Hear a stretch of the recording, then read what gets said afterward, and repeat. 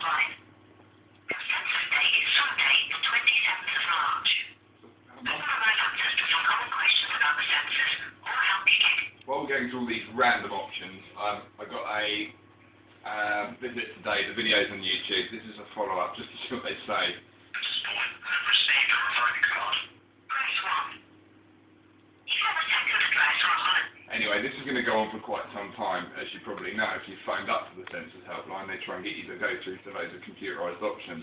I categorically stated I was not refusing, and the chap said, if you look on the video, that basically if he flagged this up, I said I can't confirm or deny any information, and I'm not refusing anything. I'm just at this moment can't confirm or deny any information. He said, he said, what would you do? I said, pass it on to my superiors. It's a grey area. He said, well, they'll mark you down as a refusal. So let's have a little look. If you've only sent back your census form and have received a provided card, press 1.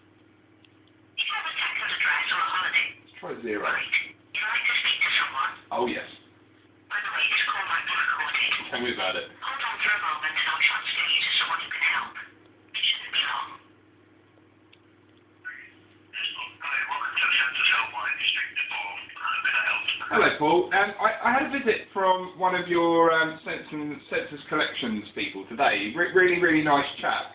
I've just got a couple of questions. Are you okay if I ask you a couple of questions? Is that okay? Yes, of course. Excellent. Well, basically, he asked me, he was asking me whether I'd filled it in and such the like, and I said at the time, you know, at this stage I can't confirm or deny any information. And he said, is there a reason for that? I said, well, I'm going out with my wife, we're going to take out the dogs, you know. And basically, he then said, I said, I can't confirm any information. He said, well, this is what you said last time. You can't confirm or deny any information. I'm going to have to put you down as a refusal. Now, on both occasions, I categorically stated that I'm not refusing to fill in the census form. And it was I basically said, well, I'm not refusing. He said, well, I have to put you down as a refusal. And I said, well, I've told you categorically I'm not refusing. He said, well, what would you do in my position? I said, well, you know, I'd flag it up to my superiors. And he said, well, they'll just mark you down as a refusal. And I'm just wondering, what is the situation there? Because if I say to somebody, I'm not refusing to do anything, and then someone straight away says, well, if it goes to my superiors, they'll just mark you down as a refusal, that kind of sounds a little bit fraudulent to me, and that's quite concerning. So, I mean, is that likely to happen?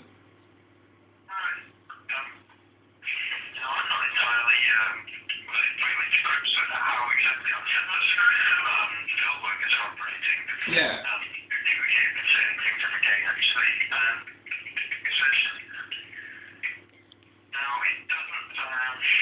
Because I'm not obliged, am I? I mean, legally I have to fill in the census form, don't I? Legally, I am obliged, well, from what I can read and from what's written everywhere about it, that I'm legally obliged to fill it in. But I'm not legally obliged to give any information to anybody who comes to my door.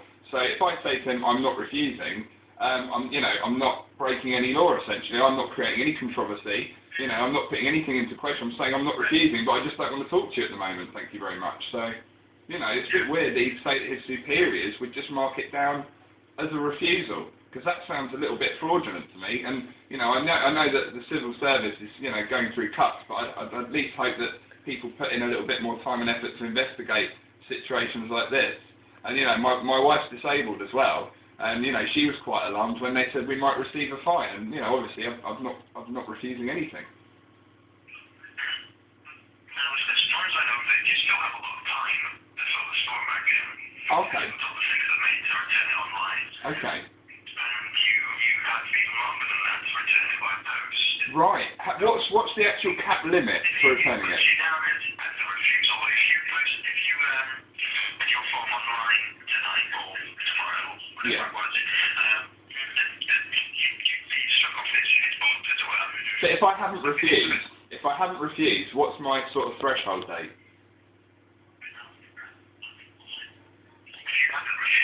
I've not refused. I've told you just now, I've categorically not refused. So, like, what's the latest I can send that in by post? By post, well, we're still expecting forms back, but the deadline was actually on the 27th of April.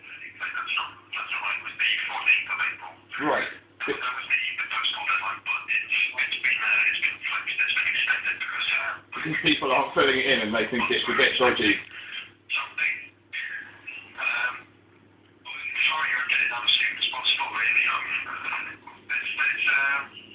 It's not very quickly for really. Is there any problem? It's still on it yet? Well, I'm still sort of considering whether or not it's viable for me to fill it in, because I've looked that I've actually found out that Capita are in charge of all of the data collection and obviously the retention of that data. And obviously that's not a member of the it's the OFN, isn't it? Or ON, is it the Office of National Statistics? ONS, yeah. And obviously that's not the ONS, and I was under the impression that the data would be going to the ONS, and in reality it's actually going to Capita, which is a commercial company, which raises some concerns in my mind. So I'm actually unsure at this particular moment whether or not I want to fill out the census. But like I said, I'm not refusing, I'm still considering whether or not it's viable to fill it in and give this information to a company essentially that, you know, runs all the TV license stuff. And they're a bunch of bloody crooks as well, you know, and it's just, that's my main issue with it. And like I said, I've not refused, but it was quite alarming when the gentleman said that that his superiors would mark it down as refused, but they've not spoken to me, they've not had that conversation, so do they have the authority to make that decision on the basis of, you know, I mean, I've got it on video as well, the conversation with the gentleman. So, I mean, I've obviously got proof that I haven't, you know, I'm not refusing. It just alarmed me that the gentleman said that his superiors would unequivocally mark me down as a refusal, which is quite concerning. No, I'm not entirely sure because I'm not really on that side of things. Because this is the Census Helpline, isn't it?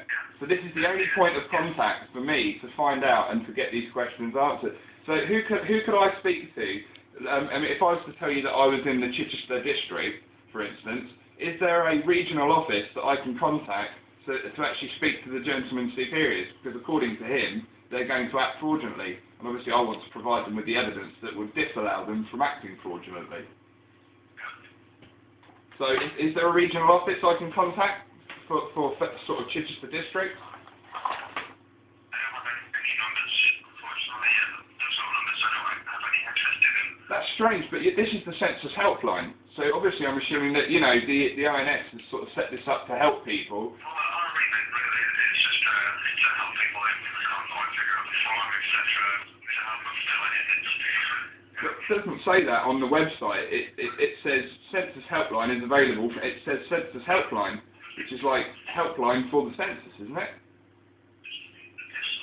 Because that's really strange that there's no postal. Well, you've got the postal address, the Office of National Statistics, but obviously, you know. And I'm also wondering, for instance, say I did refuse. Well, not refuse. Say, for instance, they fraudulently acted, said that I'd refused. How would they then pursue me in a legal perspective? Because obviously I haven't got any of my personal details, and I'm moving to Spain in June. So, you know. There's a sort of a three-step thing right here. What happens if you don't complete the questionnaire? Number one, information will be forwarded to the census office. Okay. Which will be sent along with the replacement questionnaires.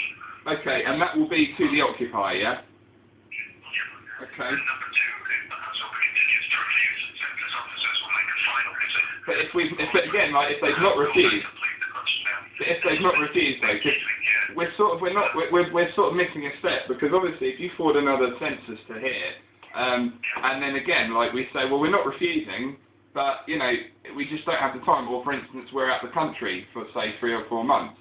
Obviously, if they have none of my details, they don't have my name, they don't have any details about me.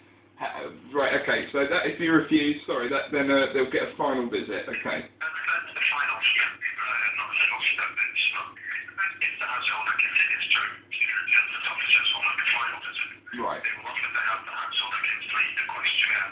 Right. It doesn't sound like that's exactly has been your visit yet. Did the field worker offer to help you?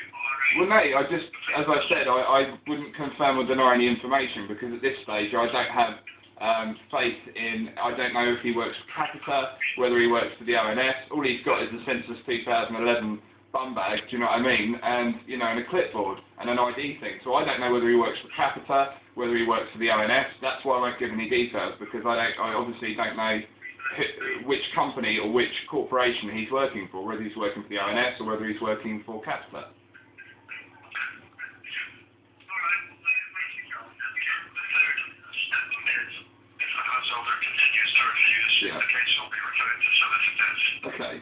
And I'm assuming that those... will take place in magistrates' courts. Right, and I'm assuming that in order to prosecute, they'll need the name and address of the people living at that property. I'm not entirely sure. Okay. I'm quite sure they already have your details, But wouldn't they have just addressed it to me personally opposed to the occupier? That's essentially the way it was addressed to everyone. Right. And for instance, say I was to leave the country, yeah, which I'm possibly intending to do within the next sort of short-term period. If I wasn't then at that property and received no letter from a solicitor and someone else was living here, how in that particular instance do the solicitors and the law intend to pursue me as an occupier, an unnamed occupier of a property which other people are living in?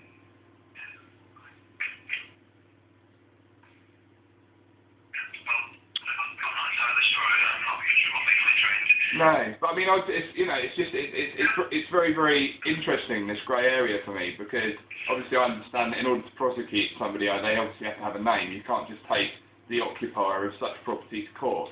It just strikes me as slightly peculiar also that the census chap tried to get me to incriminate myself by saying that he was putting me down as a refusal, and therefore I had to categorically state I'm not refusing. And I find it quite alarming that, and also he stated the words, "I assume you've received your census form," which essentially as well, he ticks a box. If I say yes, he ticks a box, and I've incriminated myself.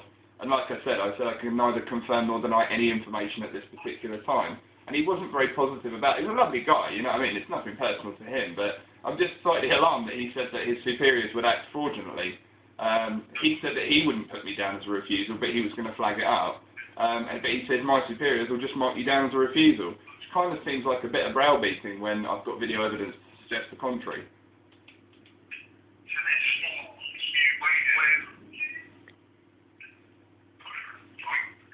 This is a tough one, isn't it, man? This is a real toughie. This isn't about Jedi. That's not the objective of the census. It's to find people. So if we're heading down as refusal, there will be another visit, possibly one after that, to try to sway you to fill in the form. But if I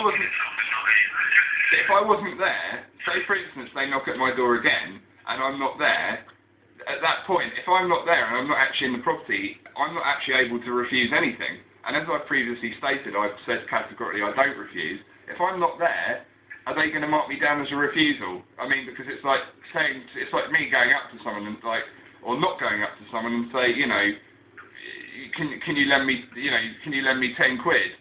And then I just say, well, and they say, well, I wasn't there, and I say, no, but, there was nobody there, so I assumed that, you'd lent me 20 quid or 10 quid or whatever, it's a bit weird. So if I'm not at the property and they visit again, are they going to mark me down as a refusal? No, they'll try to get the face-to-face meeting from you to hear from you yourself. But what if they couldn't do that? What happens then?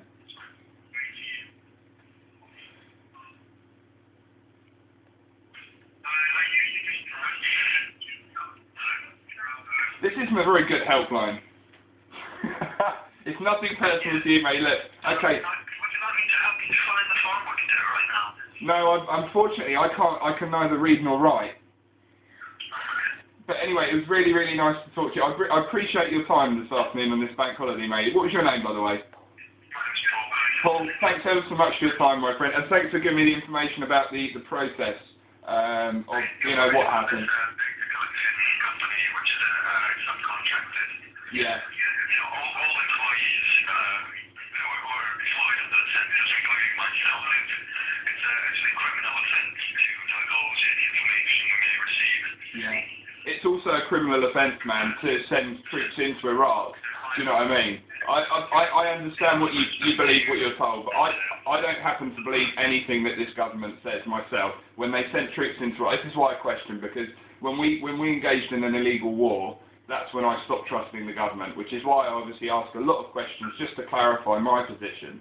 But like I said, thank you so much for your time, matey, and have a lovely afternoon, have a lovely evening. Well, it was an illegal war. It's been obviously stated now. Anyway, we don't need to get into politics over the telephone. Listen, you have a lovely afternoon. You take care of yourself. Take care, man. Civil servants.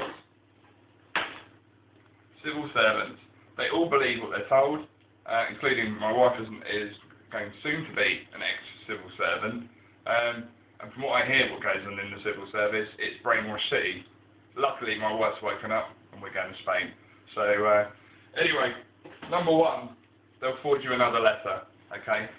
Number two, if you refuse, they'll send another visit. But what do they do if you don't refuse? I haven't refused anything yet. So, step three, I hope they find out my name, and I hope, for Christ's sake, I'm in Spain. It's going to be hilarious when they come. And they just, you can slip through the net on this so easily.